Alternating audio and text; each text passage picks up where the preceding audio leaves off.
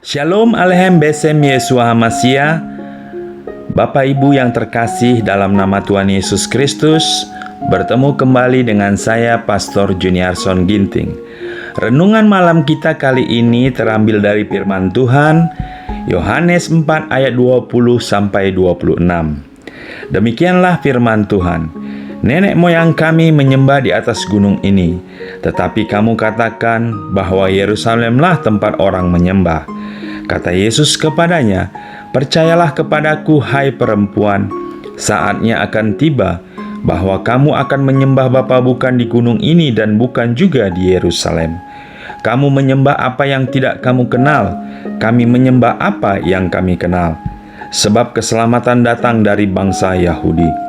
Tetapi saatnya akan datang dan sudah tiba sekarang bahwa penyembah-penyembah benar akan menyembah Bapa dalam roh dan kebenaran. Sebab Bapa menghendaki penyembah-penyembah demikian. Allah itu roh, dan barang siapa menyembah Dia harus menyembahnya dalam roh dan kebenaran. Jawab perempuan itu kepadanya, aku tahu bahwa Mesias akan datang, yang disebut juga Kristus. Apabila Ia datang, Ia akan memberitakan segala sesuatu kepada kami. Kata Yesus kepadanya, akulah Dia yang sedang berkata-kata dengan engkau. Dari firman Tuhan yang kita baca Bapak Ibu, saya ambil topik malam ini adalah 5 kunci mendengar suara Tuhan. Banyak orang yang masih belum percaya kalau manusia bisa mendengar suara Tuhan. Mereka meyakini kalau mendengar suara Tuhan hanya bisa dilakukan pada zaman dahulu oleh nabi, imam, rasul-rasul, dan sekarang sudah tidak bisa lagi. Hal ini tentu tidak benar, karena sampai hari ini Tuhan tetap berbicara kepada orang benar melalui Roh Kudus-Nya. Karena Tuhan yang kita sembah adalah Tuhan yang sama, dulu, sekarang, dan yang akan datang. Karenanya, mendengar suara Tuhan dan mengerti apa yang dikatakan, serta merespon dengan benar, sangat menentukan keberhasilan orang benar di masa depannya. Karenanya, kita hari ini akan belajar 5 kunci mendengar suara Tuhan. Yang pertama dikatakan mengenal Tuhan. Jadi, untuk kita mendengar suara Tuhan, kita harus lebih dahulu mengenal Tuhan. Siapa Tuhan itu? Sehingga kita tidak salah nantinya. Dalam Yohanes 4 ayat 22, kamu menyembah apa yang tidak kamu kenal, kami menyembah apa yang kami kenal, sebab keselamatan datang dari bangsa Yahudi. Yohanes 10 ayat 4 dikatakan, jika semua dombanya telah dibawanya keluar, ia berjalan di depan. Mereka dan domba-domba itu mengikuti dia, karena mereka mengenal suaranya. Jadi untuk mendengar suara Tuhan, maka kita harus terlebih dahulu mengenal siapa Tuhan yang kita sembah, sehingga kita tidak salah mendengar nantinya. Apakah Tuhan yang sedang berbicara atau bukan? Jadi sampai di sini jelas bahwa mengenal lebih dahulu siapa Tuhan yang kita sembah itu penting. Karena jangan sampai nanti kita mendengar suara yang kita anggap itu Tuhan, tetapi ternyata bukan Tuhan. Ini penting. Jadi mendengar suara Tuhan, kunci yang pertama adalah kita kenal siapa Tuhan itu. Kita kenal siapa Tuhan yang kita sembah.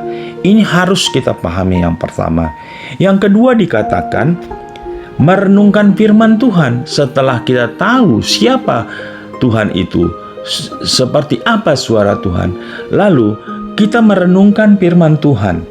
Dalam Yosua 1 ayat 8 dikatakan, janganlah engkau lupa memperkatakan kitab Taurat ini, tetapi renungkanlah itu siang dan malam, supaya engkau bertindak hati-hati, sesuai dengan segala yang tertulis di dalamnya, sebab dengan demikian perjalananmu akan berhasil, dan engkau akan beruntung. Setelah mengenal firman Tuhan, maka langkah selanjutnya membaca dan merenungkan firman Tuhan adalah langkah yang harus dilakukan, agar kita mengerti apa yang Tuhan sampaikan kepada kita. Jadi membaca, merenungkan firman Tuhan itu penting untuk kita mengerti dan memahami suara Tuhan. Langkah ketiga dikatakan bergaul karib dengan Tuhan. Mazmur 25 ayat 14 berkata, Tuhan bergaul karib dengan orang yang takut akan Dia, dan perjanjiannya diberitahukannya kepada mereka. Tuhan akan menyampaikan perjanjian dan rencananya kepada orang yang bergaul karib dengan Dia. Bahkan apa yang akan terjadi ke depan pun Tuhan akan beritahukan jika kita memiliki hubungan yang dekat dengan Tuhan. Jadi jelas, seperti kita dengan sahabat kita, kalau kita bergaul karib, tentu kita bisa mendengar apa suara hati atau apa yang ada di dalam maksud dan tujuan teman kita.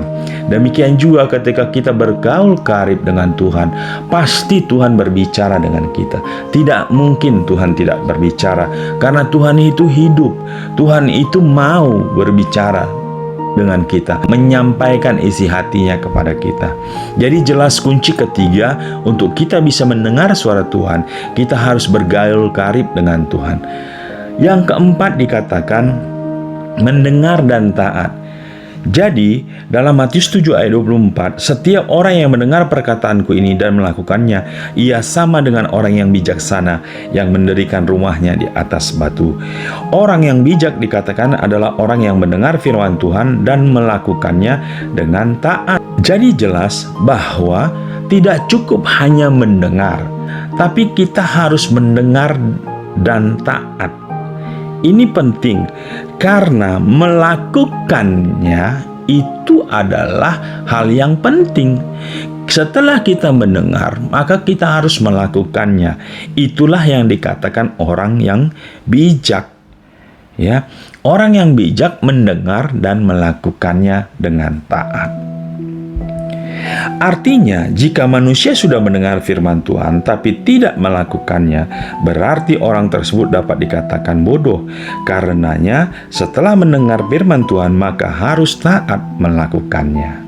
Kunci kelima dikatakan meninjau, menyelidiki, ingin tahu, dan menantikan Tuhan. Habakuk 2 ayat 1, Aku mau berdiri tempat pengintaianku dan berdiri tegak di menara. Aku mau meninjau dan menantikan apa yang difirmankannya kepadaku dan apa yang akan dijawabnya atas pengaduanku. Jadi jelas bahwa setelah 4 kunci sebelumnya dilakukan, maka langkah kelima yang harus diperhatikan adalah meninjau, menyelidiki, dan mau tahu apa yang akan Tuhan jawab atas permohonan dan firman Tuhan yang telah kita dengar.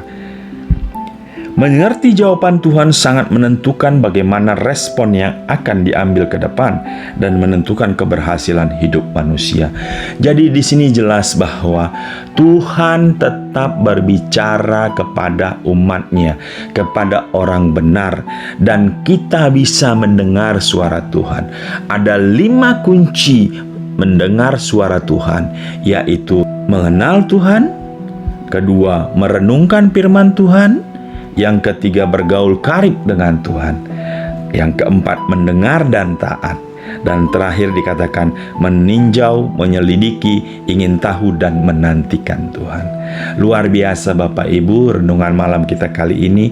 Jadi kita diingatkan dan kita semakin tahu bahwa hari-hari ini pun kita bisa berbicara dan mendengarkan suara Tuhan. Karena Tuhan yang kita sembah adalah Tuhan yang sama dahulu, sekarang, dan yang akan datang. Kalau Tuhan dulu berbicara kepada nabi-nabi, imam, dan rasulnya, maka pada hari ini Tuhan juga berbicara kepada umat pilihannya. Terima kasih Bapak Ibu. Jangan lupa like dan subscribe Juginsu Broadcast Channel. Bagikan kepada banyak orang Bapak Ibu, teman saudara Bapak Ibu. Saya percaya inilah waktunya kita membagikan firman Tuhan kepada banyak orang sehingga mereka juga mendengarkan kabar baik itu. Terima kasih Bapak Ibu. Tuhan Yesus memberkati.